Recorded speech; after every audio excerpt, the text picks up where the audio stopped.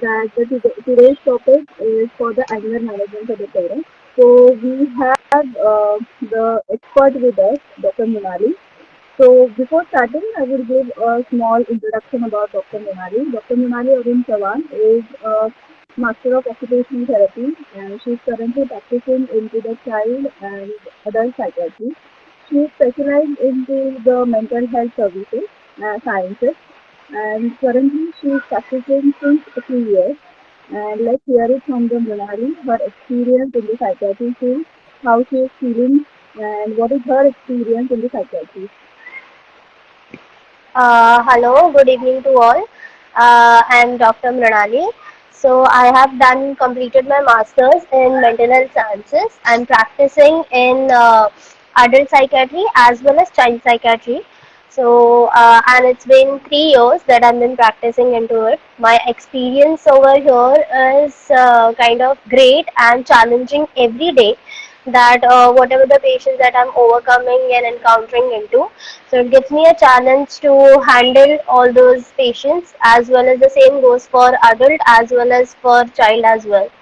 Yeah, so it is like giving you a challenge. It's every day a roller coaster ride. So it's every day it comes in ups and it is downs, and you have to tackle all your things and keep your patience and then handle your all your Yes. patients. Over Okay, to you. nice. तो doctor Manali, जैसे कि आप child psychiatry में भी work कर रहे हैं, so I want to ask you one thing. How is your experience while working with the parents and with the child? So then we can understand about the child as well as the parents' psychology when they are taking the any kind of therapy or when they are undergoing any kind of process.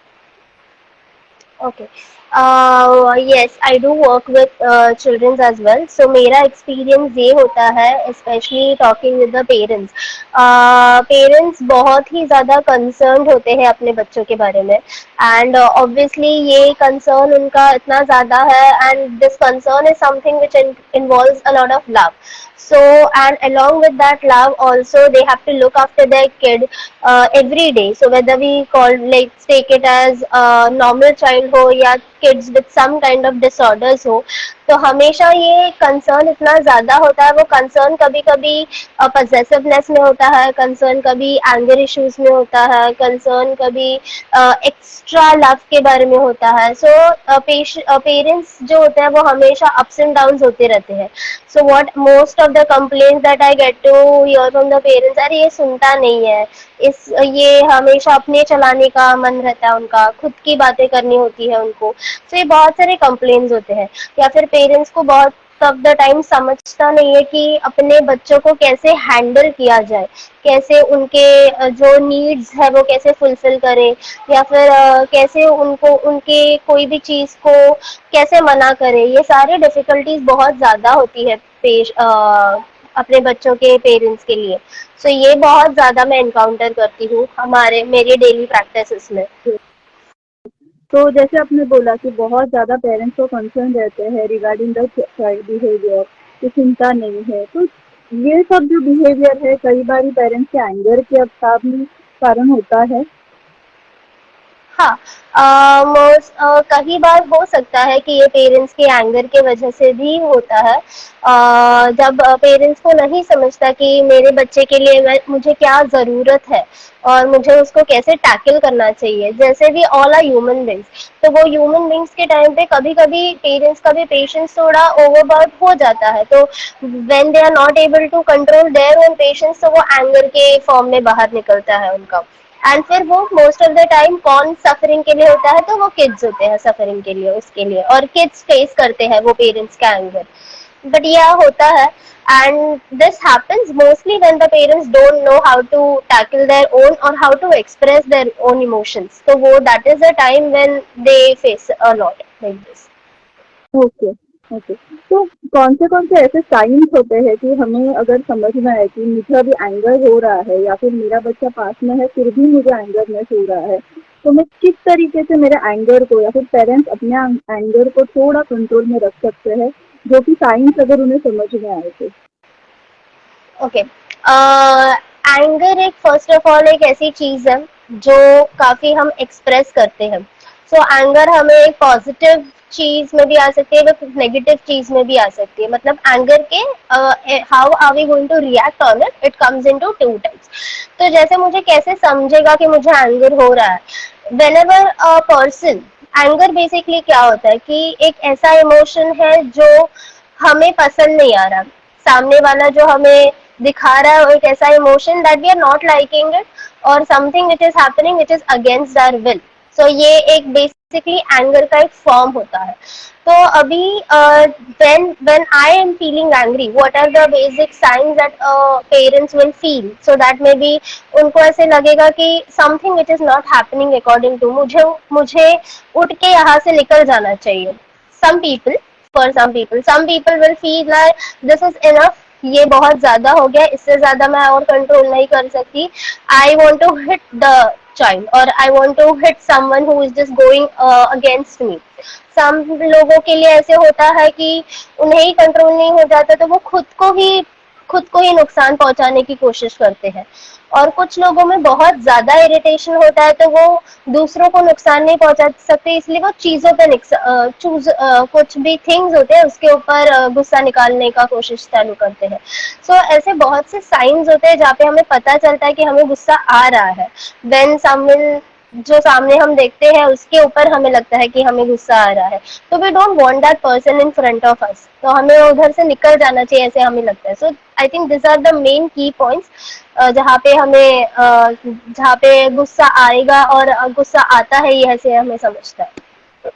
तो आपने बहुत अच्छी बात बोली कि जब भी anger आता है तो मोस्टली बच्चों, जो पेरेंट्स का एंगर रहता है वो बच्चों पे थ्रू द हिटिंग या फिर थ्रू द उनसे चिल्लाने से ही निकलता है. तो but then how it affect parents, मतलब पेरेंट्स को वो एंगर से क्या क्या प्रॉब्लम्स होते हैं उनको खुद को एंड बच्चों को भी क्या क्या प्रॉब्लम्स हो सकते हैं, क्या अफेक्ट करता है बच्चों को एंगर.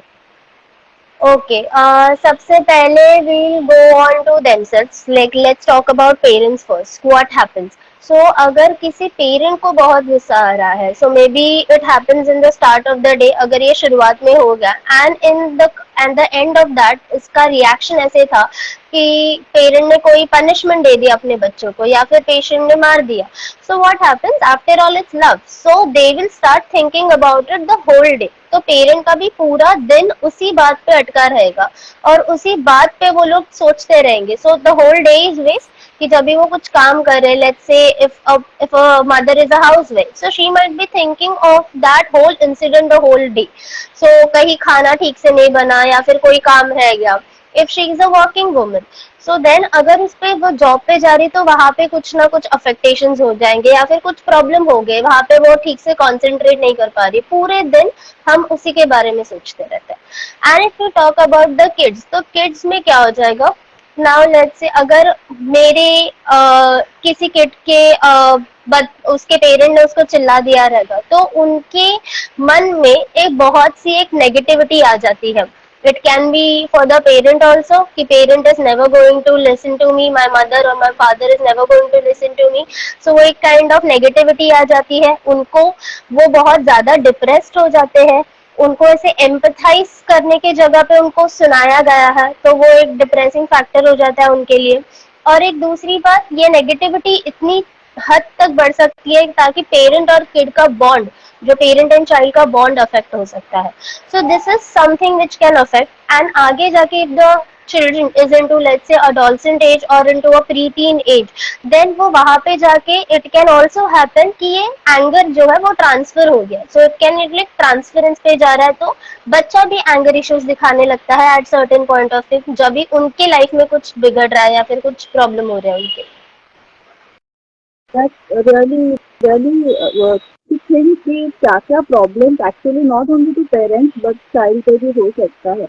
बट अगर ये सब जैसे कि आपने साइंस बताया, जैसे कि आपने इफेक्ट बताया, तो ऐसे कोई टेक्निक्स है कि जिससे पेरेंट्स मैनेज कर पाए खुद को कि मुझे किस तरीके से खुद के लिए शांत रखना है, या फिर मुझे अगर कोई स्ट्रेस रहेगा, एंगर में भी दूसरे चीज़ों की वजह से भी हो सकता है, स्ट्रेस की वजह से भी हो सकता है, तो कोई ऐसी टेक्निक जो पेरेंट्स घर पे भी फॉलो कर पाए रेगुलरली डेली बेसिस पे. हाँ, जरूर ऐसी टेक्निक्स है और बहुत सारी है. तो पेरेंट्स क्या सर्व कर सकते हैं for majorly anger management, they can let's start from the first कि लाइक एक रेगुलर एक्सरसाइज हो सकती है कि पेरेंट्स जो है एक regular exercise and regular routine दे सकते हैं खुद के लिए। तो उससे क्या होगा कि पेरेंट के पास एक रूटीन रहेगा, एंगर वेंट आउट करने के लिए उनके पास कोई ना कोई तो वे रहेगा। फिजिकल एक्सरसाइज कर सकते हैं जैसे पुशअप्स है या फिर कोई स्ट्रेंथ ट्रेनिंग है, तो उससे एंगर उनका जो है वेंटिंग आउट में प्रोसेस हो रहा है। Next they can also opt some of calming exercises जैसे डीप ब्रीदिंग एक्सरसाइज है, मेडिटेशन है, योगा है, और there is also a way called as mindfulness. तो ऐसे जो प्रोसेस है, ऐसे टेक्निक्स है, उससे उनको माइंड काम करने में इफेक्टिव हो सकता है। अलग और टेक्निक्स है जैसे दे कैन ऑल्सो स्टार्ट मेंटेन, अगर किसी पेरेंट को बहुत फ्रीक्वेंटली एंगर इश्यूज हो रहा है, so they can start maintaining some kind of an anger journal.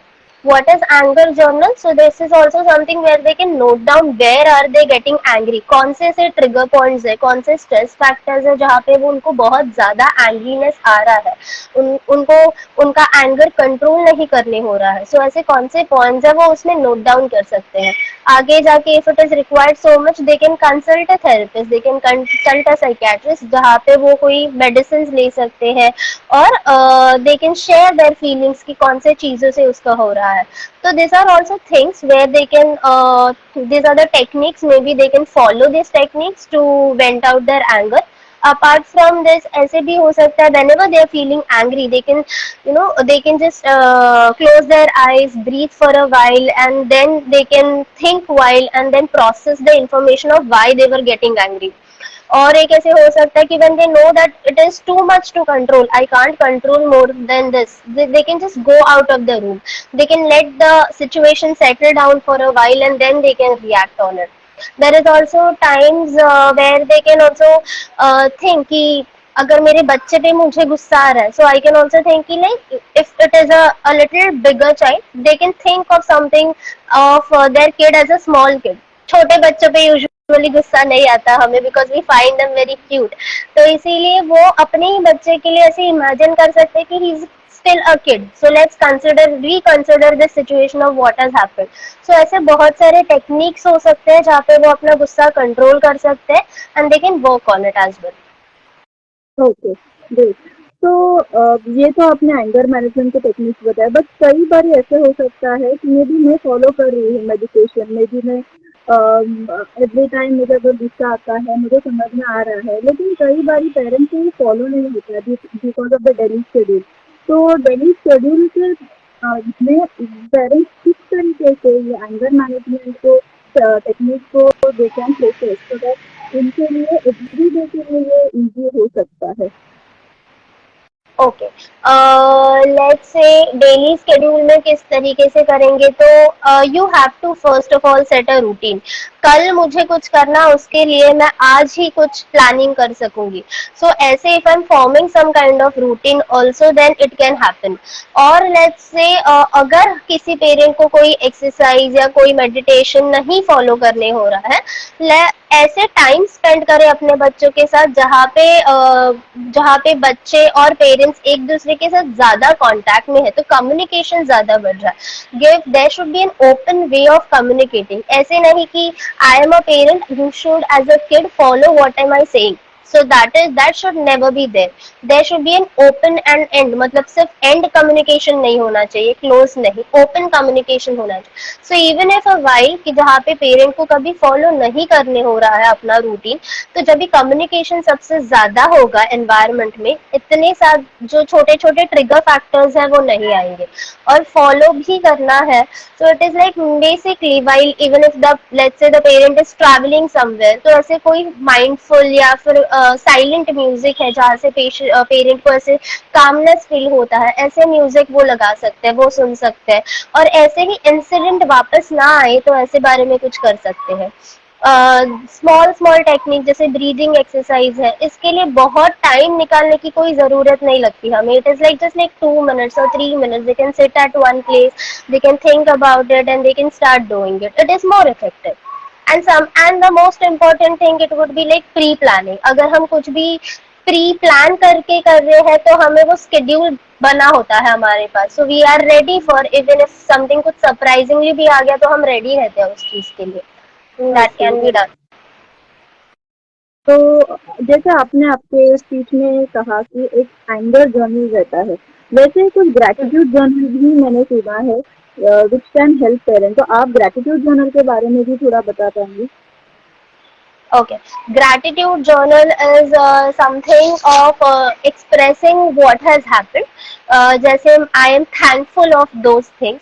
So हम definitely अगर कोई incidents हुआ है जहाँ पे we think that the kid has done well, तो वहाँ पे कुछ gratitude mention करना पड़ेगा हमें उस kid के लिए, उसे कुछ reinforcement देने पड़ेंगे कि हाँ तूने अच्छा किया है, you did well, you handled the situation well, and this can be done also for the parent themselves. So it can be, अगर मैंने कोई इंसिडेंट अच्छे से टैकल किया है, me as a parent something was happening and I was the condition would have been, the situation would have been one more worse, बहुत खराब हो सकता था, उसके लिए मैं कुछ अच्छे से टैकल करके मैंने अपने खुद के लिए कुछ किया है, so I can note down all those points in my journal, जहाँ पे it can be a positive reinforcement parent के लिए भी कि समटाइम्स, बहुत ऑफ द टाइम्स ऐसे होता है कि parents feel that I am not a good parent, I am not doing well, तो वो सारे जब हम पॉइंट्स देखते हैं अपने ही जर्नल में, it gives us a confidence की that we are going on a very right track.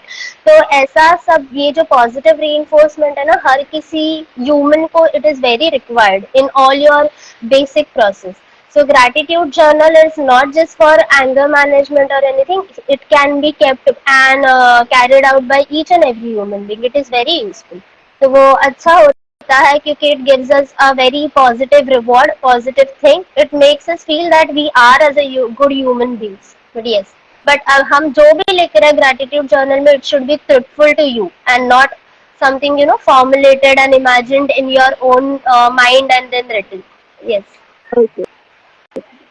तो ये तो हो गई, मतलब जो छोटे बच्चे हैं उनके लिए, मतलब उनके पेरेंट्स जो यूजुअली जो डेली लाइफ में उन्हें जो सिचुएशंस आते हैं उनके बारे में। बट कई बार जो टीन एजर्स होते हैं, दो are into currently into the 13 age 14 age में जो है, कई बार पेरेंट्स एंड इनके बीच में बहुत ज़्यादा स्ट्रेसफुल एनवायरनमेंट रहता है and it leads to the anger in both the teenager and the parents.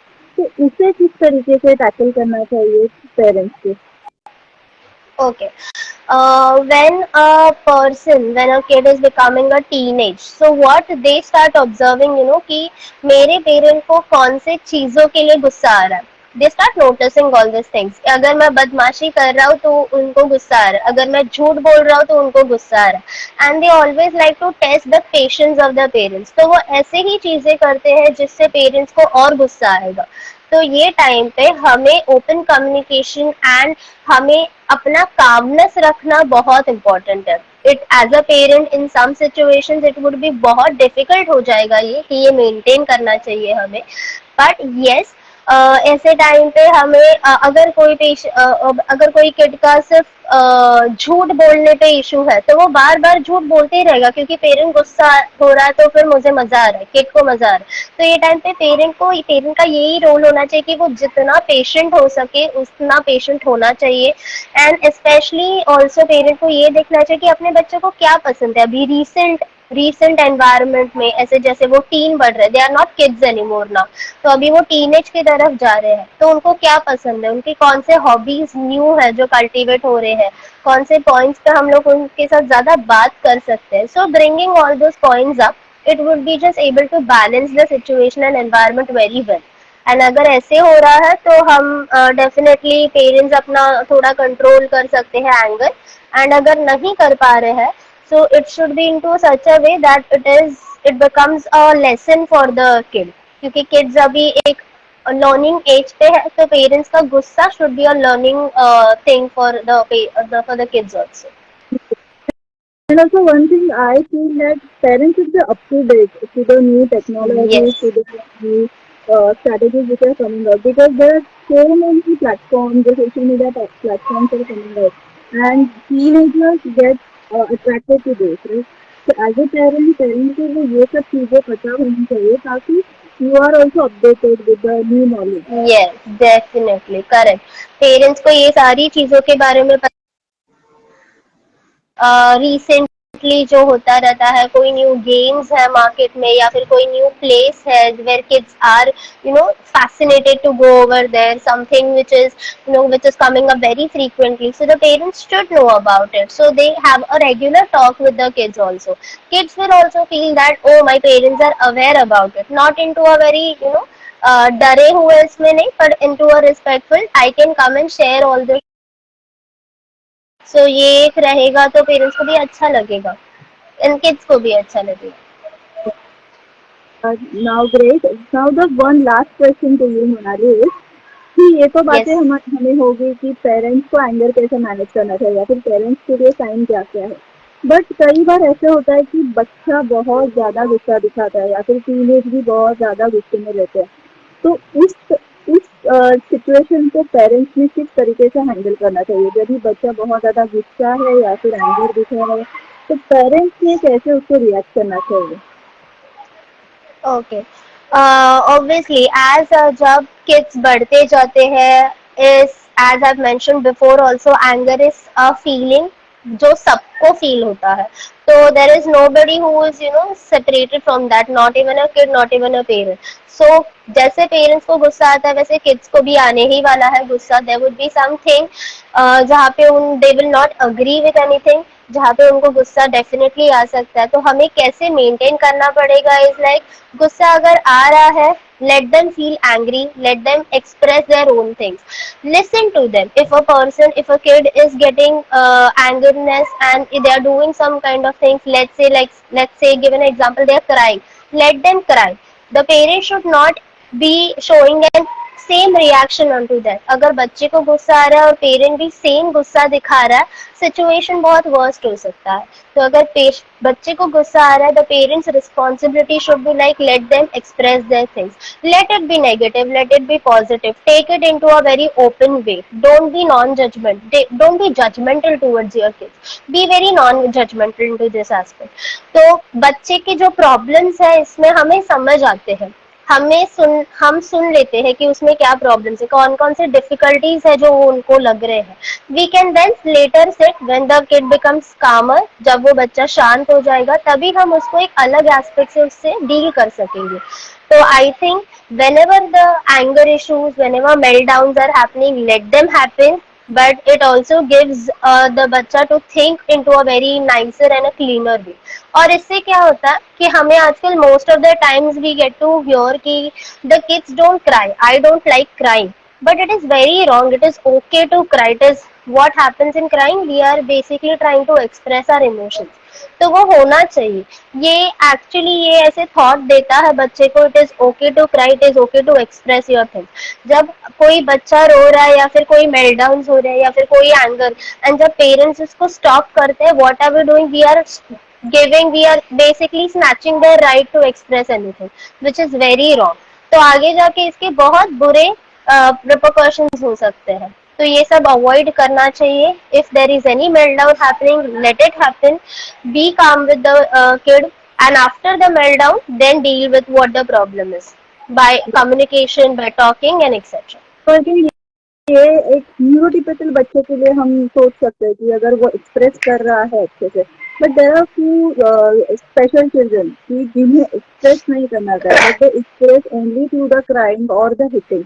Then the parents, how the parents should be, किस तरीके से एग्जैक्टली पेरेंट्स ने बच्चों को ये करना चाहिए, टैकल करना चाहिए इस सिचुएशन को.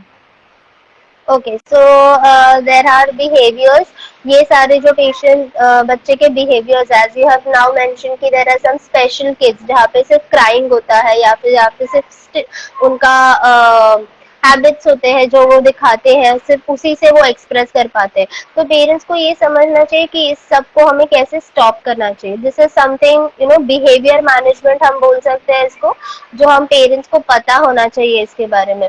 तो अगर कोई बच्चा क्राई कर रहा है, हिट कर रहा है, ऐसे कोई चीजें, तो फर्स्ट ऑफ ऑल बेसिकली अगर वो बहुत बच्चे के खिलाफ जा सकता है या फिर उसको हानिकारक हो सकता है, तो उस एनवायरनमेंट से उसको पहले निकाले, सेफ्टी एनवायरनमेंट रखे उसके लिए. And other thing, if it is something, I think we should give them a separate room where they can जहाँ पे वो अपना खुद का जो वेंटिंग आउट है वो कर सकते हैं. उसके बाद हम उनको नॉर्मल इस पे ला सकते हैं, अपने नॉर्मल एनवायरनमेंट में ला सकते हैं जहाँ पे वो और काम हो सकते हैं. But the same thing it can be given जहाँ पे उनका बहुत सारा एरिया, बहुत सारा वेंटिंग आउट हो सकता है, जब भी उनको एंगर या ऐसे कुछ फील हो रहा है. And I Apart think, from yes. this, yeah, I would, that is what I was saying. I would like you to also add on into it what you feel. So I think the one adding to this is something parents जब भी बच्चा कोई भी जो neurotypical हो या फिर special child हो, hugging the child and calming down with your calmness, I think that is the another thing कि जो बच्चे को और improve कर सके या फिर उसको calming down phase में ला सकती है. What are your thoughts on it? Um, so अगर if you're talking about the special kids, बच्चे अगर सीकर है या कामिंग डाउन, हगिंग, ये सब थॉट से और ये सब एक्शन से हम बच्चे को ये दिखा रहे हैं कि that I am there for you. So it is giving a kid a very positive thing that whatever my venting out it is, my parents are there for me to look out after it. But yes, it should be given. But also I feel कि ये सब में अगर there is something wrong, जैसे अगर कुछ गलत है जिसके लिए बच्चा जिद कर रहा है, तो we should not again go for this hugging and this calming. And अगर यस, अगर कुछ पॉजिटिव है, कुछ अच्छा करने की सोच है, यस, जैसे इसमें से कुछ बच्चा सीखने वाला है एंड और it is just a meltdown, then we can use this technique definitely. अगर नहीं है, we should make this special kids also feel that this is wrong and ये सारे जो हगिंग एंड कामिंग बिहेवियर नहीं करना चाहिए. उसके अलावा we can give something else if there is let's say we can, जैसे डीप प्रेशर है वैसे हम कुछ दे सकते हैं, या फिर बच्चे को कोई इंटरेस्ट दूसरा चीज है जहाँ पे उनको पसंद है, कोई उनके टॉयज है, उनको उस टॉयज के साथ रख के we can leave them and we can do our own work, तो वो भी हम कर सकते हैं. बीच बीच में we can just go and ask them कि what is needful, giving them less attention if it is a wrong thing, and if it is a good thing we can give them attention, we can talk with them, and then this hugging and calming thing can be more useful where we can work on it. Okay, okay, great. Yeah, so here is the science and जो भी आपने जो भी management बताया, thank you very much. How to be positive towards a child, that is really good.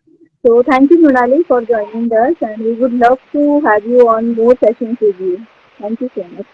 Thank you so much, ma'am, for letting me join in, and thank you for, we will definitely try to have more sessions like this, but it was wonderful like this to have on a Sunday evening. Thank you so much. Yeah. Bye bye.